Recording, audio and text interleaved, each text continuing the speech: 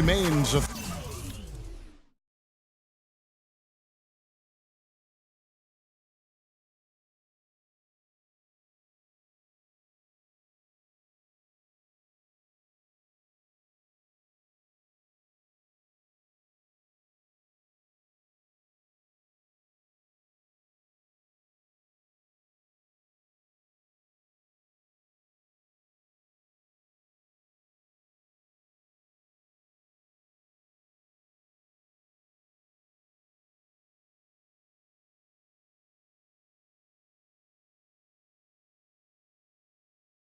effective.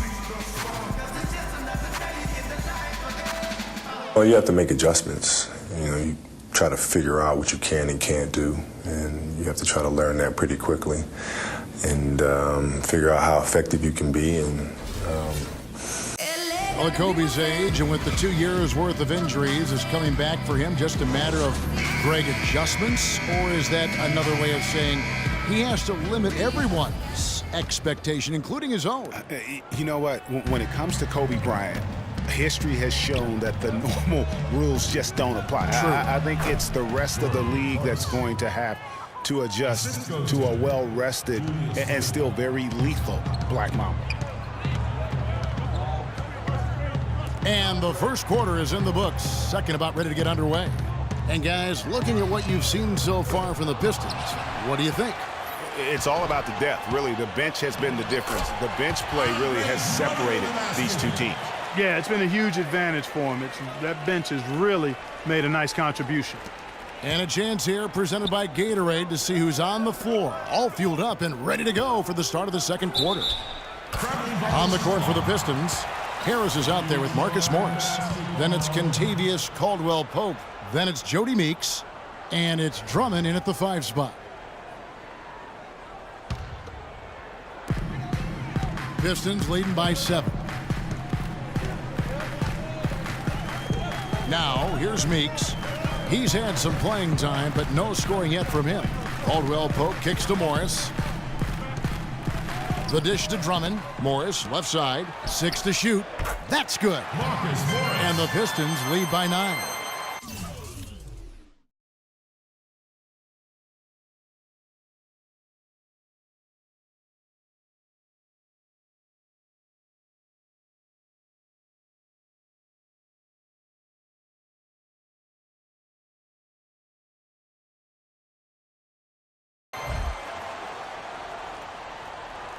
Quarter number 2 with just over a minute gone. And Marcus Morris is nicknamed Mook. He has a twin brother, older by 7 minutes, named Markieff. Both brothers played at Kansas, drafted 13th and 14th in the same year. Eventually played for the same pro team. That is joined at the hip. And here's Meeks. Harris outside. Here's Drummond. Basket is good. The assist from Harris. Drummond's got the lead up to 9 now for the Pistons. And looking at the Morris brothers' careers through last season, the one area they haven't been joined at the hip in is in performance. Markieff has shown steady improvement over his first 4 years.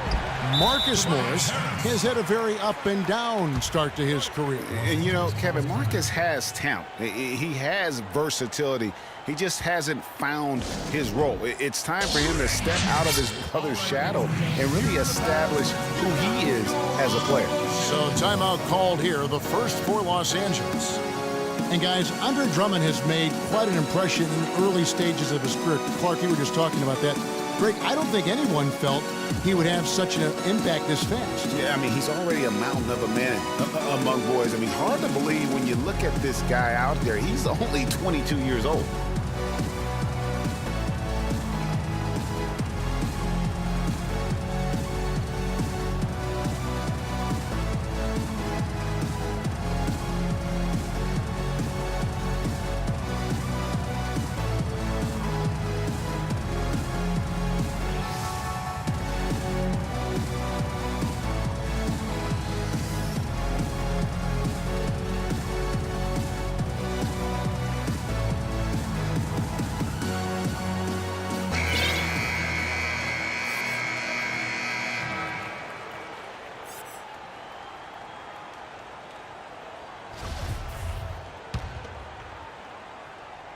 And we're about 2 minutes into the second quarter here. Going back to Andre Drummond, some say there aren't any true centers entering the NBA these days. But I look at Andre, I look at DeMarcus Cousins, Joel Embiid, Karl Anthony Towns, and I think to myself, what are these people talking about? Harris outside. Pass to Morris. And Hibbert with the block. Dishes to Caldwell Pope. Meeks outside. Good. Meeks got himself going with the triple, his first basket of the game. They've had assists now on their last 3 baskets. And it's not just their passing, but also the body movement off the ball that's created a lot of those opportunities. Shots good by Clarkson. And talking about Andre Drummond, I remember when he fell to number 9 on draft day. All sorts of experts were making excuses as to why. But even then, there was this eerie feeling that some teams had made a huge mistake in passing on him. And that feeling turned out to be correct. Here's Randall, and he lays it straight in. Randall's got 8 points. Pistons leading by 10.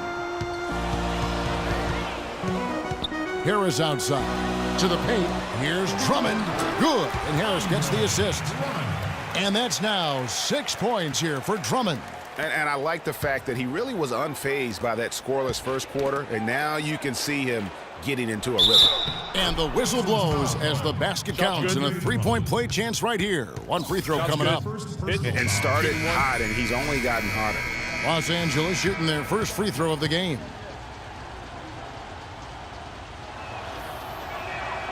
And that one misses. On occasions last year, the Lakers were all right on offense. Other times, they were just stagnant. There was just no motion, nothing going on. That's a great point. And their ball movement could use some work. A lot of ISOs last season, and it killed a lot of the flow the team had in the half court.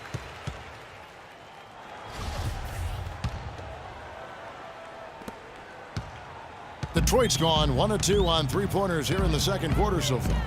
To the right side. Pass to Meeks. The Pistons working the ball around now. Lets it go with a 3. Another 3 for Detroit. You know, one aspect of their play today that's really been tight and far superior is their passing. And that kind of flow can be elusive, but the great offenses have it, and that's just what they've shown here tonight. And it's blocked. And it's on a bounce to the Pistons as Detroit retains possession.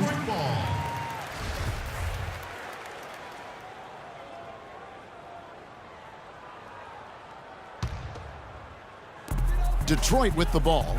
They lead by the biggest margin of the game, 15 points. No misses for him yet in this quarter. Solid as a rock. The Lakers have gotten all of their first 6 shots to go in here in the second. What a quarter so far. Here's Clarkson. And the jumper falls for him. Clarkson's got 10 points. And look at how quick he was to bite on the pump fake. Left his feet way too soon. Here's Harris, using his post move to get the 2 points. And the Pistons lead by 18. And when they've gone to him, he has come through big time. You got to keep getting him touches.